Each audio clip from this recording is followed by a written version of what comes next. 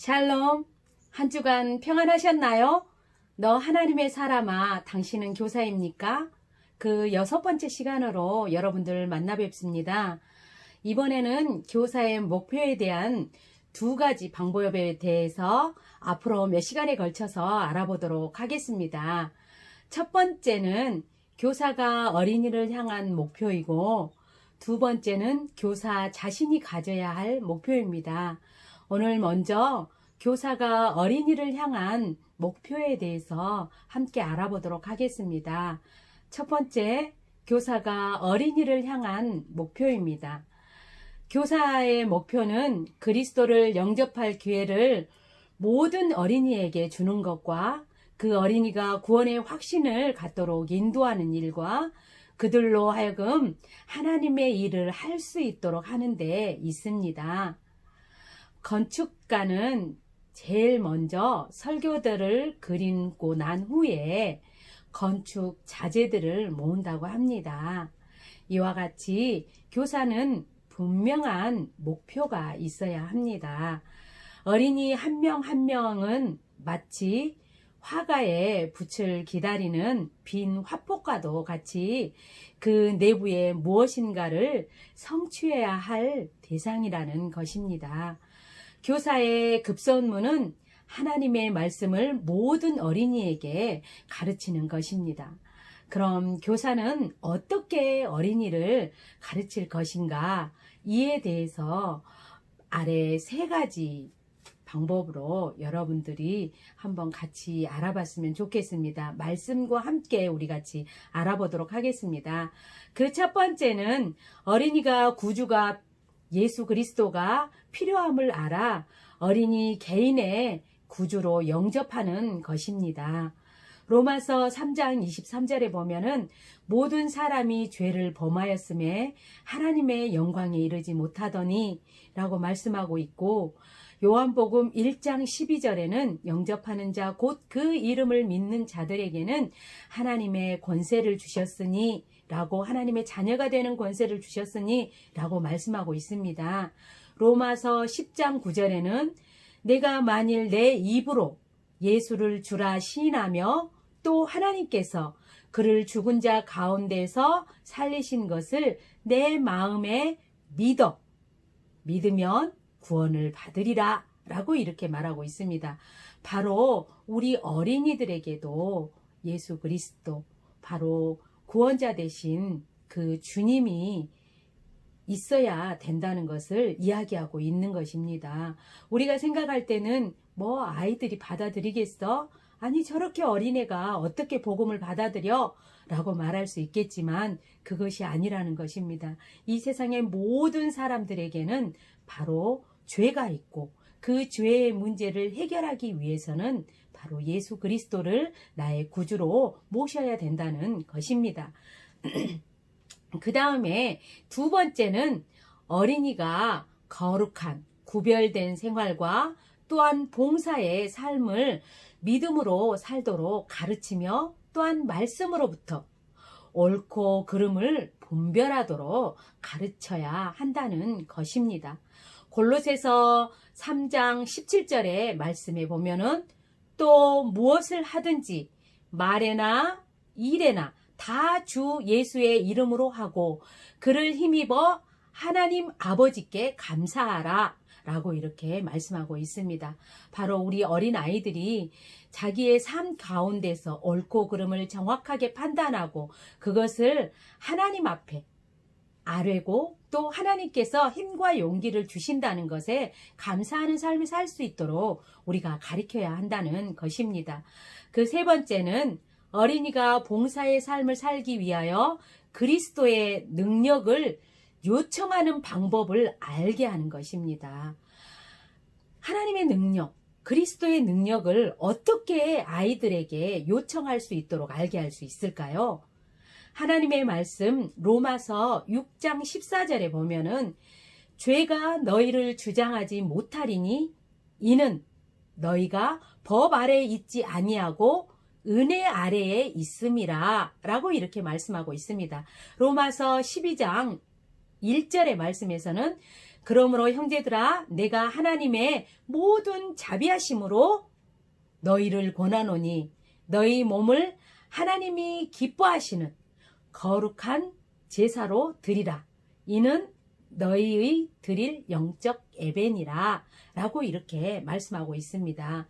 바로 우리 아이들이 그들의 삶 가운데 죄가 자신의 삶을 주장하지 못하도록 하고 죄 아래에 있지만 우리는 그 죄 가운데 있지 아니하고 바로 하나님의 은혜 아래에 있음을 이 아이들이 알 수 있도록 우리가 가르치고, 또 무엇보다도 중요한 것은 그 아이들이 하나님 앞에 예배자로 서야 된다는 그 부분을 우리 아이들에게 정확하게 우리가 교사로서 가르쳐 지키게 할 수 있어야 한다는 것입니다. 저와 여러분도 마찬가지죠. 우리는 거룩한, 하나님이 기뻐하시는 거룩한 산 제사로 드려져야 된다는 것입니다. 그것이 바로 우리가 드릴 하나님 앞에 영적 예배라는 것이죠. 우리뿐만이 아니라 우리 자녀들도, 우리 아이들도 그것을 알게 하는 게 우리 교사의 역할이라는 것을 저와 여러분들이 반드시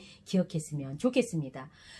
교사라면 누구나 각 학생들, 자기가 맡고 있는 학생들이 구원을 받고, 또 영혼, 그 영혼들이 바로 구원받은 영혼들이 구원받지 못한 영혼들을 구별하고 또 그 구별할 수 있어서 그들에게 적절하게 말씀을 가르쳐 지키게 할 수 있게 해야 한다는 것입니다. 교사가 저 아이가 구원을 받았는지, 저 아이가 구원받지 못했는지 이것을 구별하지 못한다면 잠시 교사로서의 그 자리에서 잠깐 내려와서 하나님 앞에 그 부분을 먼저 점검하는 저와 여러분이 됐으면 좋겠습니다. 교사는 자기가 맡고 있는 학생들이 그리스도께 인도하기 위하여 모든 노력과 힘을 다 기울여야만 합니다. 바로 사단은 우리가 그 일을 하지 못하도록 교사인 우리를 끊임없이 방해하고 있다는 사실도 우리가 반드시 기억해야 할 것입니다. 그 방해는 너무나도 치명적일 수 있어요. 한 영혼을 영원히 하나님과 멀어져 분리되어 죄악된 삶을 살게 할 수도 있고, 또 정말 하나님의 자녀로 잘 성장해 갈 수 있도록 하는 그런 역할을 저와 여러분들이 한다는 사실을 잊지 않았으면 좋겠습니다. 잃어버린 영혼을 찾기 위해서 주님께서는 저와 여러분들을 교사로 부르셨다는 사실을 우리가 마음속 깊이 또 생각하면서 그 말씀 안에 순종하면서 우리가 나아갔으면 좋겠습니다. 마가복음 16장 15절에는 그렇게 말씀하고 있죠. 아니죠. 명령하고 있죠. 너희는 온 천하에 다니며 만민에게 복음을 전파하라. 이것은 하나님께서, 예수님께서 우리에게 주신 바로 명령인 것입니다. 로마서 10장 14절로 15절에 보면은 그런즉 저희가 믿지 아니하는 일을 어찌 부르리요? 듣지도 못한 일을 어찌 믿으리요? 전파하는 자가 없이 어찌 들으리요? 보내심을 받지 아니하였으면 어찌 전파하리요? 기록된 바 아름답도다 좋은 소식을 전하는 자들의 발이여 함과 같으니라. 바로 저와 여러분들의 발걸음이 잃어지고 버려진 영혼들을 찾아가서 주의 복음을 전하는 것입니다. 듣지도 못한데 어떻게 하나님을 아버지라 부를 수 있으며 또한 그들이 자신의 구주로 믿을 수 있겠습니까? 그리고 복음을 전한들 그들이 어떻게 설교를 한들 그들이 들을 수 있겠습니까? 바로 주의 복음을 듣고 그들이 예수 그리스도를 영접함으로 바로 전한 복음들을 듣고 그들의 삶에 적용하는 삶을 삶으로써 하나님 앞에 기쁨의 산 제사로서 영적 예배를 드릴 수 있는 것입니다. 이 길을 여는 것이 바로 교사인 저와 여러분들의 역할을 하는 게 얼마나 감사하고 기쁜 일인지 모릅니다. 교사인 우리가 전도하고 가르치는 이 일을 하지 않는다면 주님은 다른 일을 통해서 이 일들을 이루어 가실 것입니다. 하나님이 저와 여러분들을 교사로 불러줬다는 그 사실 하나만으로도 저희들은 너무나도 감사하고 즐거워하며 그것을 하나님 앞에 온전히 드릴 수 있는 저와 여러분들이 되기를 소망합니다. 초대교회 시대는 성도들이 집집마다 찾아다니며 구원받지 못한 사람들에게 복음을 전함으로써 주님께로 그들을 인도했습니다. 우리가 예수님을 따른다면 우리는 바로 사람을 낚는 어부가 되는 것입니다. 주의 복음을 그들에게 우리가 전해야 된다는 것입니다. 사도행전 1장 8절에 보면은 사울은 그가 죽임 당함을 마땅히 여기더라. 그 날에 예루살렘에 있는 교회에 큰 박해가 있어 사도 외에는 다 유대와 사마리아 모든 땅으로 흩어지는지라 이렇게 말씀하고 있습니다. 주의 복음이 그렇게 해서 전파되어 나가게 된 거죠. 사도행전 8장 4절에 보면은 그 흩어진 사람들이 두루 다니며 복음의 말씀을 전할세라고 이렇게 말하고 있습니다.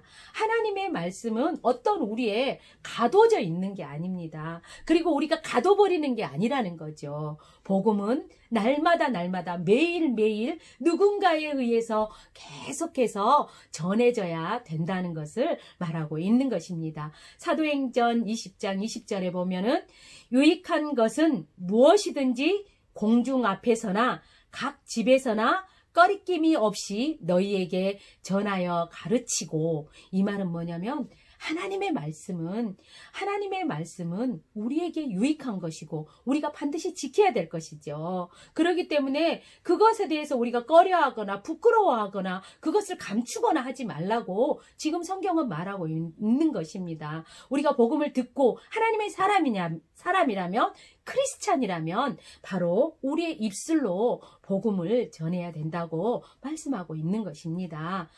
마태복음 4장 19절의 말씀을 보면 말씀하시되 나를 따라오너라 내가 너희로 사람을 낚는 어부가 되게 하리라 하시니, 하나님께서 우리를 사람을 낚는 어부로 또 교사로 세워주신 게 얼마나 감사한지 모릅니다.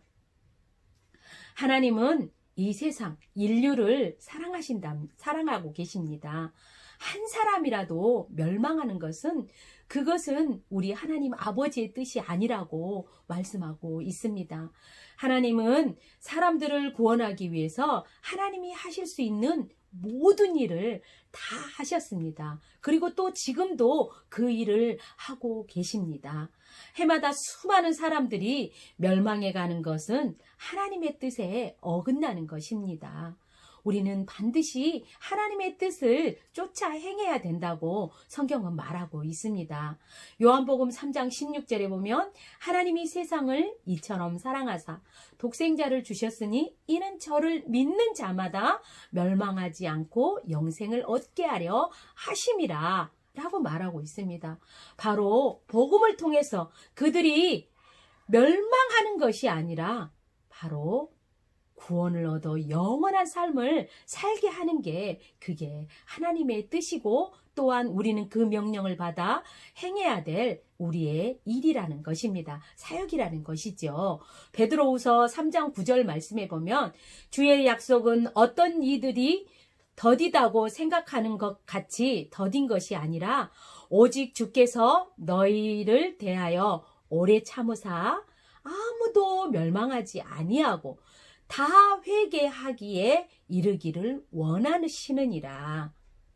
우리는 주님 빨리 오셨으면 좋겠어요. 너무 힘들어서. 그 나라는 언제일까? 어서 오시옵소서. 마라나타. 우리는 그렇게 외치죠. 그렇지만 하나님은 아직도 이 세상에 이뤄지고 버려진 그 영혼들을 향하여서 가슴 아파하고 있다라는 사실을 지금 말씀하고 있는 것입니다. 그들이 다 회개하여 바로 영원한 삶, 주님과의 삶을 살기 원하는 그게 하나님의 뜻이라는 것이죠. 요한일서 4장 10절에 보면은 사랑은 여기 있으니 우리가 하나님을 사랑한 것이 아니요 오직 하나님이 우리를 사랑하사 우리 죄를 위하여 화목죄로 그 아들을 보내셨음이니라.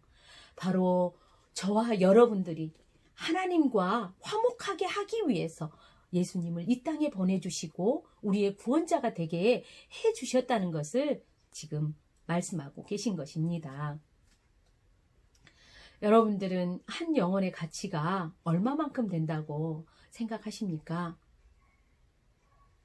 사람들이 알든 모르든 한 사람의 영혼은 온 천하보다도 귀하다는 것입니다.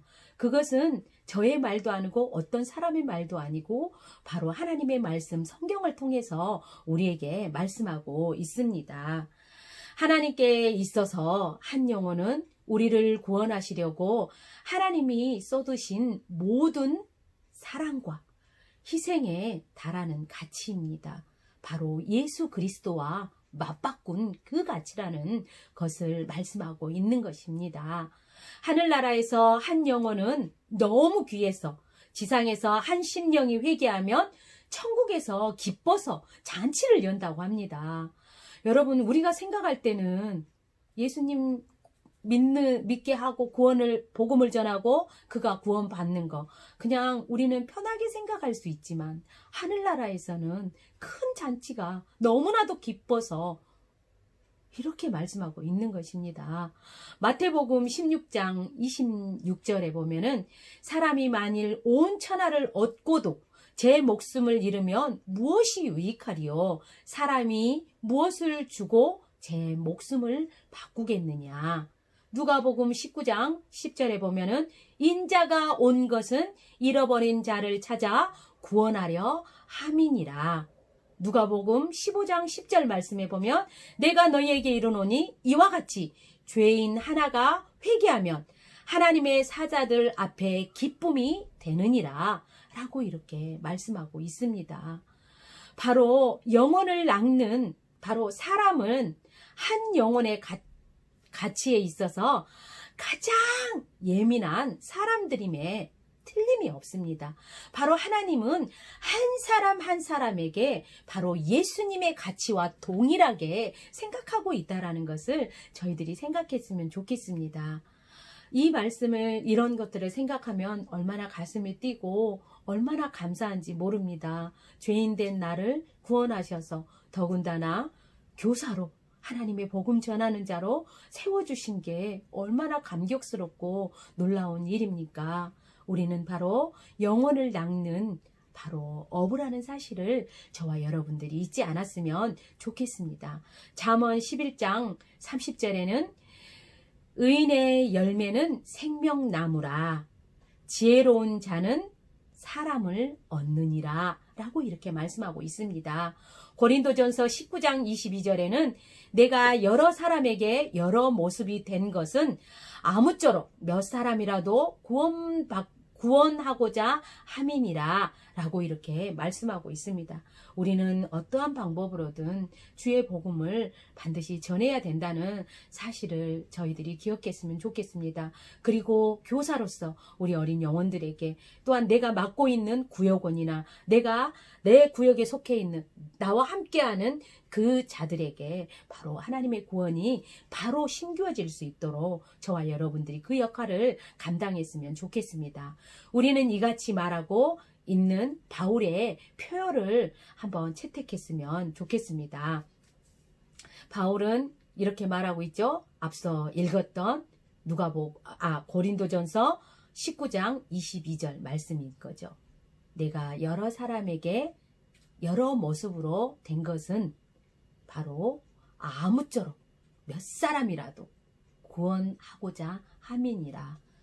저와 여러분들은 바울과 같이 어떤 사람들이 나를 어떤 모습으로 보든지 간에 우리는 우리 입술을 통해서 나가야 되는 것은 바로 복음이라는 것이죠. 우리가 영혼 구원에 관한 성경의 가르침을 기도하는 심정으로 숙고하고 그 진리를 우리 자신에게 또 적용시킬 때 하나님께로부터 오는 책임감을 더 크게 깨달을 수 있으리라고 생각합니다. 먼저 우리가 하나님의 말씀으로 무장되고 먼저 하나님 앞에 우리가 무릎으로 가야 될 것이라는 것을 말씀하고 있는 것입니다. 그 책임감은 우리를 충동하여 어떤 모양으로든지 영원 구원의 발길을 내딛게 할 것입니다. 에드워드 킴벨은 교회 학교 교사가 그 교회에 교사가 있었습니다. 그는 자기 반에 어떤 어린 아이 하나를 그리스도께 인도해 보려고 보스턴시에 있는 어느 구두방을 찾아갔습니다. 근데 그때 그는 그 어린이가 위대한 전도자가 될 것이라는 것을 전혀 몰랐다는 것이죠. 그 소녀는 바로 D.L. 무디였습니다. 자기에게 오기를 그는 기다리지 않았습니다. 무디는 자기에게 누군가가 와서 전해주기를 기다리고 있지 않았다는 것을 말하고 있는 거죠. 그렇지만 자기 반 어린이에게 찾아가는 것은 자신의 의무라고 그는 믿고 있었습니다. 그리고 그는 좀처럼 누군가에게 나가서 복음을 전하는 게 쉽지 않았습니다. 그는 D.L. 무디에게 복음을 전하기 위해서 그에게 나아갔습니다. 그런데 무디에게 그리스도를 영접하라고 말할 용기가 도무지 나지 않았습니다. 그래서 몇 번이고 구두방을 찾아갔고 그 앞을 왔다 갔다 뒤로 물러섰다. 그거를 반복했다고 합니다. 이와 같이 우리가 한 영혼을 구원의 길로 인도하기 위해서는 상당한 용기가 필요합니다.